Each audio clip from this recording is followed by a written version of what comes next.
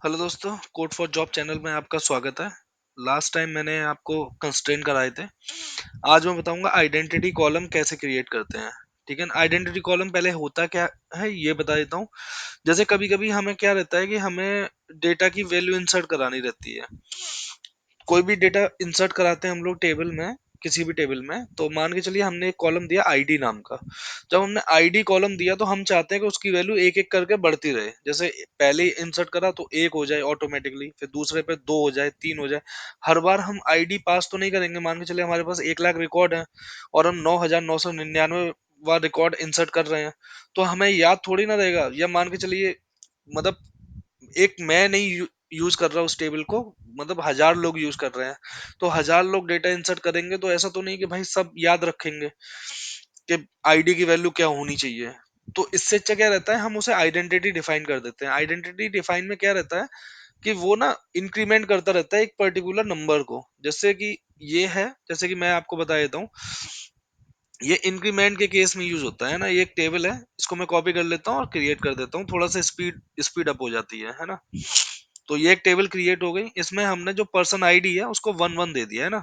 अब जब हम इसमें दो दो वैल्यू इंसर्ट कराएंगे, ये है दो वैल्यू, तो पहले की 1 दूसरे की 2 हो जाएगी, है ना, ऑटोमेटिकली हो जाएगी। तो इसमें आइडेंटिटी हम लोगों ने टेबल में डिफाइन कहाँ की है, पहले तो ये देखिए। तो ये हमने ये पर्सन आईडी इंट, और ये हुआ आइडेंटिटी। आइडेंटिटी ऐसे लिखना है और 1 1 करके ऐसे डालना है। 1 1 मतलब कि एक से शुरू होगा और ये एक इंक्रीमेंट कर देगा, है ना। तो ये हैं दो रिकॉर्ड, इसको कर देते हैं इंसर्ट। और एक मिनट, इसको हम ये ले लेते हैं जिससे कि ये एरर ना फेंके। और रिजल्ट पेन को नीचे करने के लिए कंट्रोल आर। इसको करते हैं इंसर्ट। क्लिक किया तो दो रिकॉर्ड इंसर्ट हो गए। अब चलिए इस टेबल को ना सिलेक्ट कर लेते हैं, कंट्रोल आर। इसको सिलेक्ट करते हैं तो क्या देता है ये, सिलेक्ट स्टार फ्रॉम पर्सन, है ना। इस पर्सन टेबल को हम लोग करेंगे सिलेक्ट। तो इससे सिलेक्ट किया, एग्जीक्यूट किया तो देखिए पहले में 1 आ गया, दूसरे में 2 आ गया, है ना। पहले में बॉब था नेम और दूसरे में जेम्स हमने ऐड किया। अब ये तो हुआ ऐसे, है ना। अब हमें एक डिजाइनर से भी, अब इतना क्वेरी कौन लिखता है, सीधा टेबल पे राइट क्लिक मारते हैं, नई टेबल क्रिएट करते हैं लोग, है ना। और उसमें जो जो कॉलम वगैरह देना रहता है वो दे देते हैं। चले मैं आपको बताता हूँ कि यहाँ से आइडेंटिटी कैसे देते हैं। जब डिजाइनर मोड से हम लोग टेबल क्रिएट करते हैं, डिजाइनर मोड से भी मैंने टेबल क्रिएट करना बताया हुआ है। अगर आप नए हैं इस चैनल पे या पहली बार इस वीडियो को देख रहे हैं इस चैनल की को, तो प्रीवियस वाले लेक्चर्स आप देख लीजिए, उसमें सारा कुछ बताया हुआ है। ठीक है, इसमें आईडी ले ली, डेटा टाइप इंट ले लिया, है ना। अलाउ नल, इसको अलाउ नल नहीं करना है कि नल वैल्यू नहीं अलाउ लेगा, है ना। और यहाँ पे ले लेते हैं नेम। नेम वेर कैर, वेर कैर 50 रखते हैं, इसको भी हम लोग अलाउ नहीं करते। अब हमें क्या है, आइडेंटिटी कॉलम पे क्लिक करेंगे तो नीचे ये जो दिया हुआ है ना कॉलम प्रॉपर्टीज, इसमें नीचे जाएंगे, इसमें सर्च देखेंगे फुल स्पेसिफिकेशन, ये रहा आइडेंटिटी स्पेसिफिकेशन आ गया। इसको हम लोग बड़ा करेंगे, ये जो नो हो रखा है ना इसको यस कर देंगे। तो यस कर दिया तो इसमें आइडेंटिटी लग गया। यहाँ से आप नंबर इंक्रीमेंट कर सकते हैं, आइडेंटिटी इंक्रीमेंट। आइडेंटिटी इंक्रीमेंट ये 1 है, हम इसको 5 कर देते हैं तो 5 का होगा, है ना। आइडेंटिटी सीड, इसको भी हम लोग 5 कर देते हैं, है ना। इसको सेव करेंगे टेबल को, सेव किया और हम इसमें कर देते हैं ईएमपी टेबल, है ना।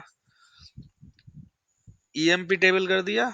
अब क्या करेंगे, अब हम ईएमपी टेबल में डेटा इंसर्ट करके देख लेते हैं, है ना। वो तो होता रहेगा, यहाँ पे ईएमपी कर देते हैं इसकी जगह, ईएमपी। सेम ऐसे कर दीजिए ईएमपी। अब हम ईएमपी टेबल में डेटा इंसर्ट कर रहे हैं तो देखते हैं ये क्या करता है ना। तो 1 1 रो, दो रो इफेक्ट हो गई। तो ईएमपी इस टेबल को सिलेक्ट कर लेते हैं।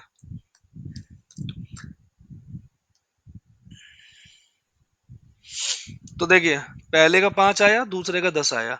तो पहली वैल्यू जो इंक्रीमेंट सीड थी वो 5 ले ली इसने, और दूसरी वैल्यू 10, 5 प्लस 10, 5 प्लस 5 10 हो गया। तो ये ऐड कर दी। अगला अगर इंसर्ट कराते हैं तो ये अगला कितना लेगा, अगला इसको लेना चाहिए 15, है ना। 1 रो इफेक्ट हो गया। तो अब इसको सिलेक्ट कर लेते हैं, तो ये 15 आ गया, 15 आ गया ना। तो यही होता है आइडेंटिटी कॉलम। तो आज के लिए बस इतना ही, मिलते हैं नेक्स्ट लेक्चर में।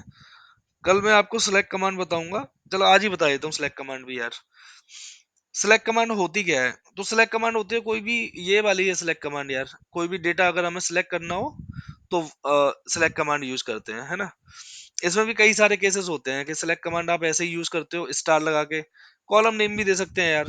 मैं आईडी करना हूँ, है ना, क्योंकि मैंने आईडी से कॉलम बनाया, मैं आईडी सिलेक्ट करता हूँ तो केवल ये आईडी दिखा देगा। स्टार का मतलब होता है सारा कुछ, है ना। नेम देखने हैं मुझे तो ये नेम दिखा देगा, सारे जितने भी कॉलम में नेम है वो सॉरी, वो सारे के सारे नेम दिखा देगा, है ना। और स्टार लगा देंगे तो सारे कॉलम दिखा देगा। और ये भी कर सकते हैं आईडी कॉमा नेम, है ना, तो ये आईडी और नेम दोनों ही कॉलम दिखा देगा। ठीक है, तो ये होता है सिलेक्ट कमांड। तो आज के लिए बस इतना ही, मिलते हैं नेक्स्ट लेक्चर में। तब तक के लिए हैव ए ग्रेट डे।